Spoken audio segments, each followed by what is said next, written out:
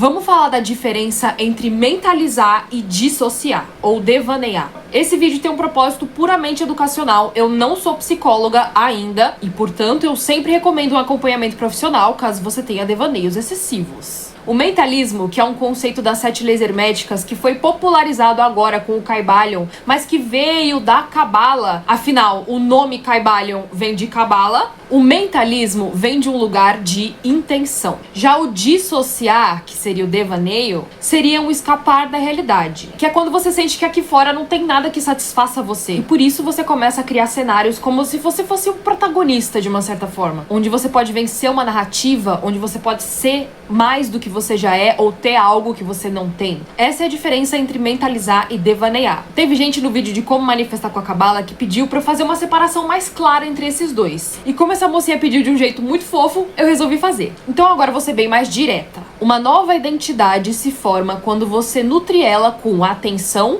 emoção, pensamentos e ações. Como se o seu cérebro fosse um jardinzinho. E você rega ele com luz, que seria a atenção, com água também, que seriam as suas emoções. Enfim, quando você começa a dissociar, muitas vezes a fantasia é sim melhor do que a realidade. A expectativa sempre vai ser mais satisfatória do que a realidade. O problema começa quando você começa vivendo mais tempo criando aquela realidade na sua cabeça do que vivendo o que tá aqui fora. Como se fosse uma forma de escapismo, por exemplo. Só que uma coisa que a maioria das pessoas confunde em termos de mentalizar, que eu também confundi por muito tempo, é que mentalizar não é fingir que você já tem alguma coisa. Também pode ser sim um faz de conta que acontece. Mas mentalizar, ele tá mais relacionado a você firmar uma nova identidade, você criar uma nova direção para trilhar aqui no mundo físico. O devaneio, ele vem de um lugar de tentar compensar uma falta ou uma dor, compensar alguma carência ou alguma insatisfação.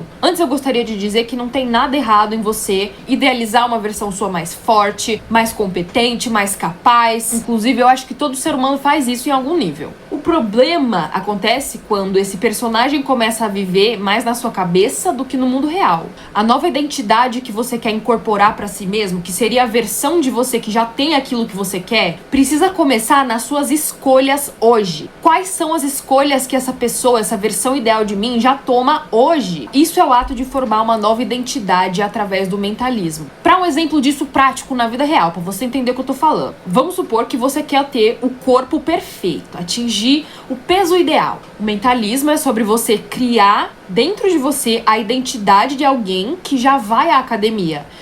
Não de alguém, né? Da versão de você que vai à academia. E aí é o momento que você pode estar falando assim: ah, mas eu não me dou bem com a academia, eu já tentei ir muitas vezes e não deu certo, sempre paro. Ou seja, você tá dando uma resposta que é com base nas experiências que você já viveu, certo? O solve et coagula da alquimia seria o ato de você dissolver essa ideia de que você não se dá bem com a academia e coagular uma nova ideia de que você pode se dar bem com a academia e que você se dá bem com a academia. Não só que você pode, que você já se dá bem com a academia. Nesse mesmo exemplo, o ato de dissociar seria você imaginar o corpo perfeito, imaginar a sua versão final, que você faz o que você quer, que você veste a roupa que você quer, porque de alguma forma antes isso podia estar te impedindo, não sei. Imaginar você com o corpo perfeito é o primeiro passo do mentalismo. Só que dissociar é quando você fica preso nesse mundo imaginário, que você fica imaginando, mas não toma nenhuma iniciativa pra realmente obter esse corpo no mundo real. Lembra que na última carta do naipe de espadas do tarô de Waite, que seria o naipe da mente, tudo que resta pra essa pessoa é aceitar a realidade. Por isso que é bom você também fazer o tal do shadow work e da investigação pra você descobrir o que tá te deixando parado, o que existe de tão confortável na sua zona de conforto pra você não querer sair dela. E principalmente,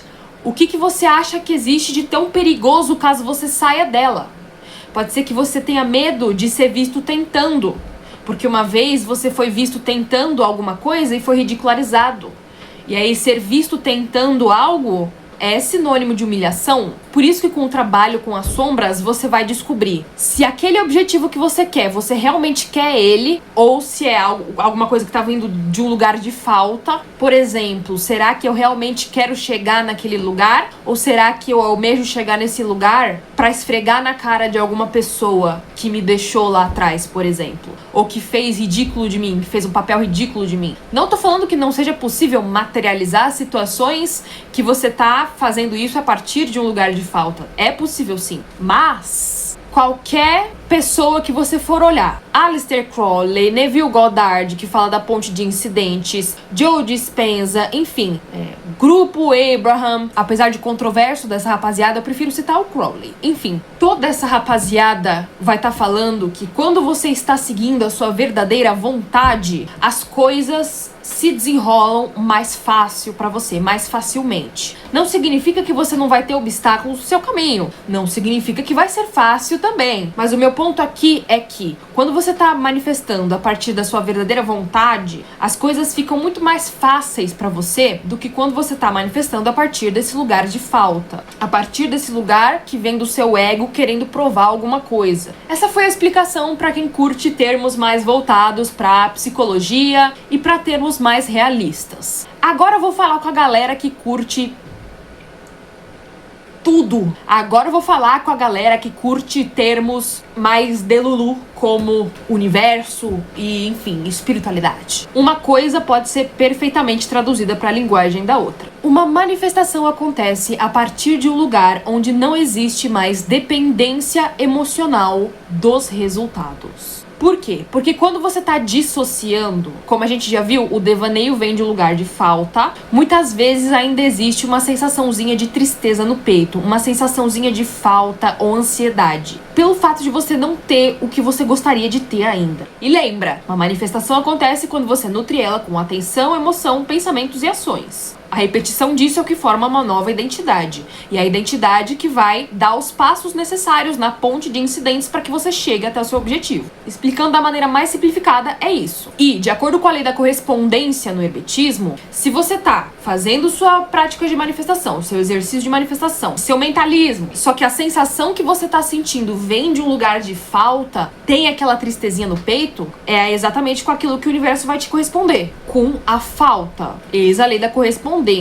O macro corresponde ao micro. Aquilo que tá dentro é igual àquilo que tá fora, e aquilo que tá acima é igual àquilo que tá abaixo. As above, so below. Em outras palavras, segundo essa visão, o micro seria o trabalho de formiguinha que você faz todo dia, dia após dia. Quando o micro é abundância, quando o micro aprende a treinar o organismo dele para ser grato pelas coisas do dia a dia. Quando o micro é abundância, o macro não tem outra alternativa senão corresponder com a abundância também. Por isso que quando você tá dissociando, você acaba vivendo num mundo que é só da sua mente, mas não consegue mentalizar nada intencionalmente. E esse é o momento que em algumas pessoas, no total direito delas, vêm e dizem algo como: mas e as criancinhas que estão passando fome? E as pessoas que estão sofrendo por falta de recursos? Como é que a gente vai falar pra uma pessoa dessa que é só pensar positivo que melhora? Eu não acho que o sofrimento humano é fruto de alguém ter pensado alguma coisa errado. Também não acredito que seja falta de pensamento positivo. Não vamos entrar nessa prisão do pensamento positivo. Quando a gente faz essa pergunta sobre sofrimento humano e busca responder ela através da espiritualidade, da religião, a maioria das respostas é sempre autopunitiva. Temos, por exemplo, aí a ideia do karma, de que se alguém nasceu numa situação ruim, é porque numa vida passada ela deve ter sido uma pessoa ruim. E eu não concordo com isso, eu também não sou ninguém pra dizer que vidas passadas existem. De novo, esse pensamento ele vem de uma ideia autopunitiva, de autoflagelo, de que se tem alguma coisa ruim acontecendo comigo, deve ser minha culpa. É por isso que ao mesmo tempo que a gente estuda o hermetismo, a gente também precisa considerar a ideia do caos. E é por isso também que eu acredito que o estoicismo é uma ferramenta muito poderosa na mão de um mago, de uma bruxa. Porque o estoicismo, ele é a ferramenta que vai te ajudar a filtrar essa diferença entre o micro e o macrocosmos.